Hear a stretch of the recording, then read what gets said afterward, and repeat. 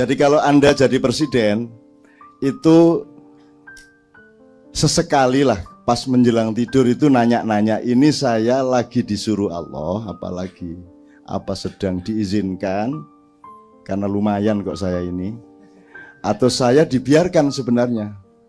Tuhan nggak peduli saya jadi nggak jadi, Indonesia mau punya pemimpin atau tidak, Allah nggak peduli. Kalau negara kita sudah sampai kepada tingkat yang keempat ini, maka Anda jangan percaya kepada Anda yang Anda dengar, dan jangan percaya kepada Anda lihat, dan jangan percaya kepada yang Anda fahami. Anda harus hidup memulai dengan pertanyaan-pertanyaan baru atas segala sesuatu, termasuk atas diri Anda masing-masing. Harus belajar bertanya sekarang.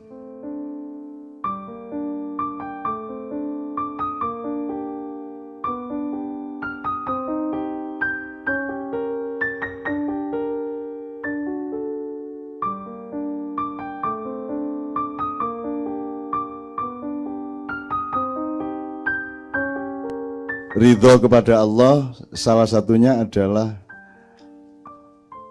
Anda ingat ilmu kita bertahun-tahun yang lalu, kalau ada terjadi sesuatu dalam hidup Anda, itu apa seseorang menjadi caleg, apa dagang Anda laba, atau Anda bangkrut, atau anak Anda lahir, atau anak Anda tidak jadi lahir, pokoknya ada yang menyenangkan, mengharukan yang kita sebut Masjidil Haram, dan ada yang mengkhawatirkan, mencemaskan yang kita sebut Masjidil Aqsa.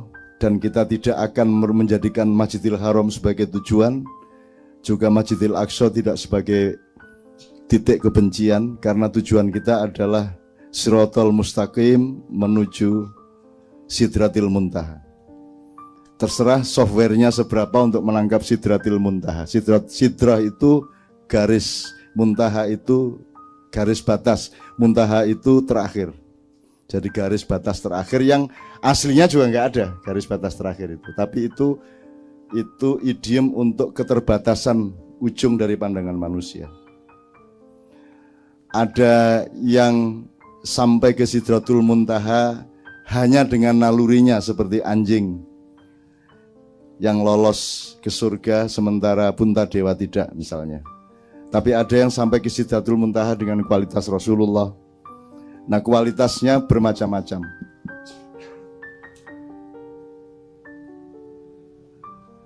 Masalahnya ilmu yang lama itu saya ingatkan, ada kejadian yang Allah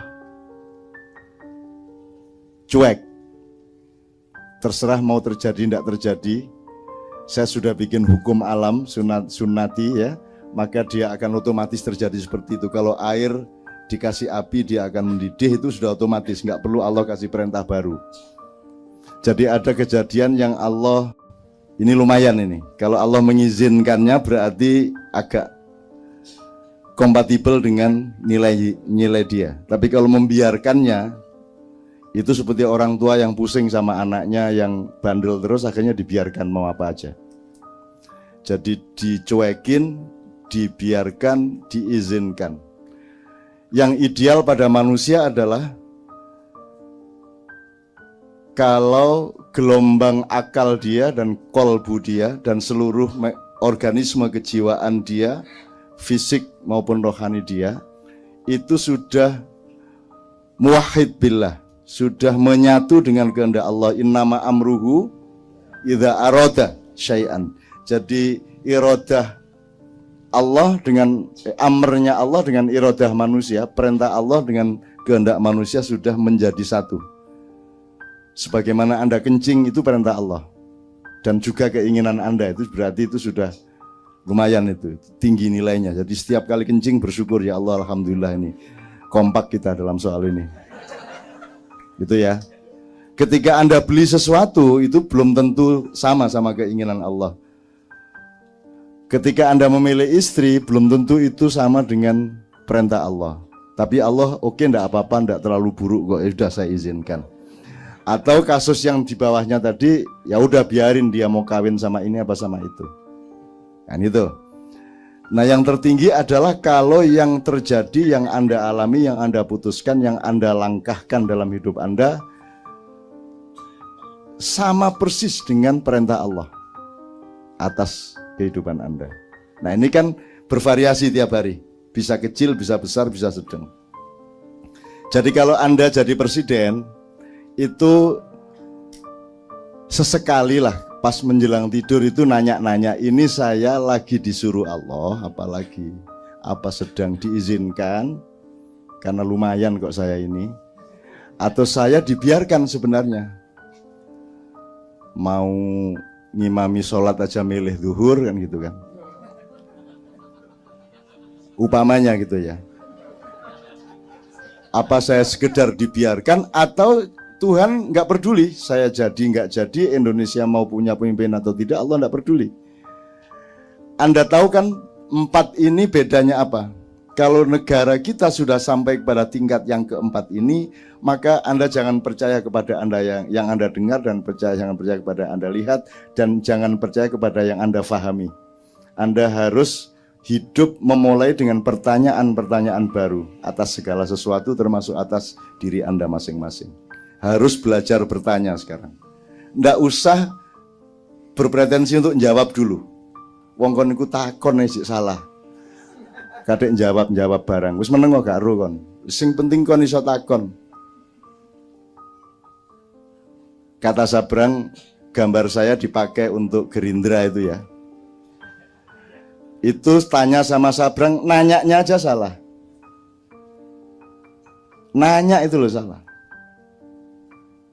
Jadi sekarang kunci pertama adalah gimana kalau malam hari ini kita mundur 1-2 langkah, yuk belajar bertanya dulu. Gitu loh.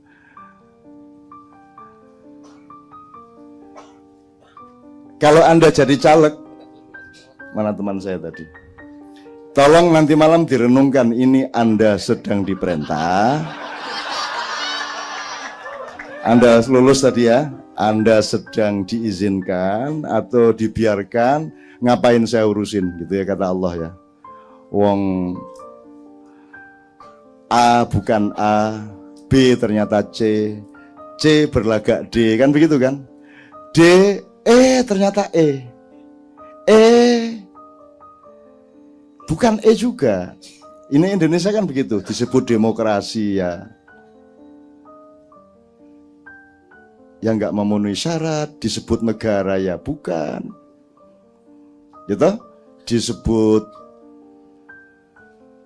wakil rakyat itu sing diwakili yo apane? Misalnya gitu loh. Jadi tidak ada satu huruf yang real atas dirinya sendiri. Wala A, wala B, wala C. Saat ini ya. Jadi waduh, ini kalau tak perpanjang nanti Anda ketawa dong, tapi wis nggak usah lah. Jadi tolong dipertanyakan. Itu pertama.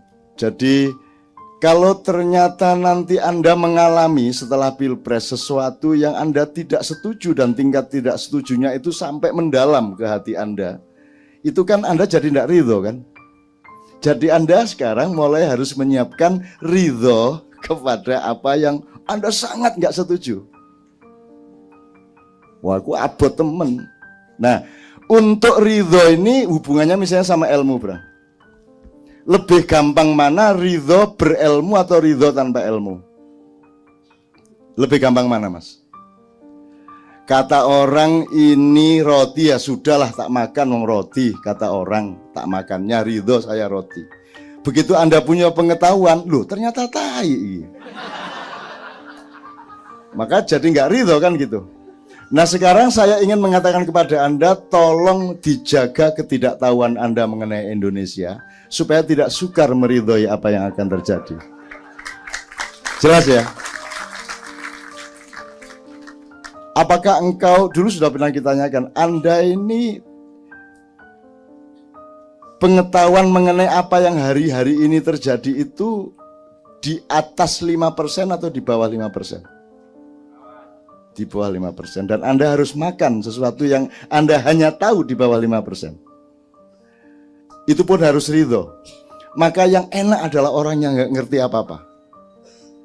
Jadi mulai malam hari ini Ma'iyah menyarankan Wis batalno ilmumu kabeh iku batalno. Wis pokoke wis ana jari roti badoken ngono wis gak angel-angel wis timbangane kamu penuh pertanyaan macam-macam jadi kamu ndak ridho. Wong Allah izinkan kok, Allah biarkan kok, kan gitu. Saya tidak gini. Menurut Anda capres ini sampai bulan Juli nanti itu menduduki peringkat pertama dari skala prioritas hidup Anda atau tidak? 100% ini tidak. Berarti Anda orang ma'iyah yang luar biasa. Hanya orang bodoh yang terlalu tidak mengerti apa-apa. Artinya kebodohannya itu melebihi batas. Yang meletakkan urusan kepemimpinan di Indonesia ini sebagai hal yang wajib. Menurut Anda soal ini Indonesia mau ganti siapa pemimpinnya ini wajib apa dalam pikiran Anda lah ya, dalam hati Anda wajib apa sunat apa halal apa makruh apa haram? Mubah. Harus kono-kono gitu ya. Itu namanya mubah. Kalau sunnah, mbok iya. Itu kalau sunnah. Kalau wajib, harus ini. Awas kalau enggak. Kalau makruh, mbok jangan itu. Itu makruh. Kalau haram, moh aku. Tak santet tak sampai dadi. Misalnya gitu kan. Itu namanya haram. Nah, alhamdulillah malam hari ini Anda saya tanya langsung bahwa itu bukan skala prioritas. Sunnah pun bukan. Ya minimum mubah lah, ya sekono lah arep dadi monggo ora dadi opo gek bedane apa. Gitu loh. Utangmu ya ora ono sing bayari. Iya ta? Proposal digawa rono rene ya gak dadi-dadi. Kan gitu. Oke. Gitu ya. Oke. Jadi tapi apakah kalau itu tidak penting, itu tidak nomor satu, itu berarti tidak harus diperhatikan?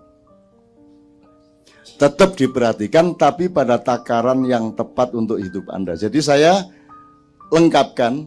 Jadi pertemuan kita pada malam hari ini pertemuan yang skalanya 3-4 bulan ataukah skalanya 5-10 tahun? Anda milih mana? Ini kita ini sedang ngomongin nasib kita beberapa bulan ini. Apa Anda mempersiapkan sesuatu untuk sesuatu yang agak lebih panjang? Lebih panjang. Nasib lah, sudah beres kalau begitu.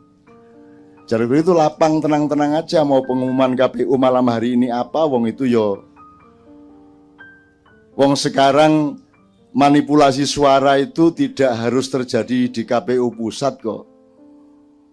Itu terjadi di lapangan langsung itu juga kok. Itu pokoknya subversi itu terjadi di setiap lapisan. Tapi udah tidak usah diomongkan loh. Kalau tidak begitu mengagumkan kan. Aneh kan. Aneh gitu. Roy Suryo di Jogja sangat terkenal. Karena dia minta maaf kepada masyarakat Jogja bahwa dia tidak mampu memenuhi aspirasi, artinya nggak jadi dia sama istrinya. Anak saya kelas 2 SD siang-siang marah-marah, aneh itu Roy Suryo itu. Loh kok kue ngurusi Roy Suryo kok ngerti-ngerti nih? Kan balihonya di mana-mana memenuhi Jogja itu. Si Rampak ini. Aneh gimana? Dia tuh minta maaf sama masyarakat Jogja, dia bilang. Karena dia merasa tidak mampu memenuhi aspirasi masyarakat. Terus saya bilang, hubungannya apa sama minta maaf? Wong dia tidak terpilih itu karena rakyat memang tidak milih dia kok. Tuh anak saya kelas 2 SD itu pakai logika itu. Kalau mau minta maaf itu kan kamu U19 mestinya menang malah jadi kalah. Itu minta maaf sama masyarakat. Loh masa sekarang U19 Indonesia minta maaf sama U19 Myanmar minta maaf ya tadi saya kalah itu ya gitu. Jadi anak saya bingung pikirannya. Kok minta maafnya sama Myanmar ini bagaimana? Jadi tidak ada hubungan sama minta maaf gitu loh. Jadi kita ini sudah disebut manusia ndak memenuhi syarat, disebut binatang tapi ya pinter ngaji, kan gitu kita ini sekarang. Jadi sedang status quo ini. Saya kira nanti kalau Tuhan radikal dikumpulin lagi, udah sekarang diperjelas saja, yang mau jadi binatang angkat tangan, wis rono. Kira-kira gitu. Oke, saya tidak perpanjang teman-teman sekalian. Untuk itu saya senang karena Anda akan menjadi kader dari Indonesia yang sejati, yang sekarang sedang buang sampah nih. Dari semua jamur dikeluarin, semua yang buruk-buruk diangkat.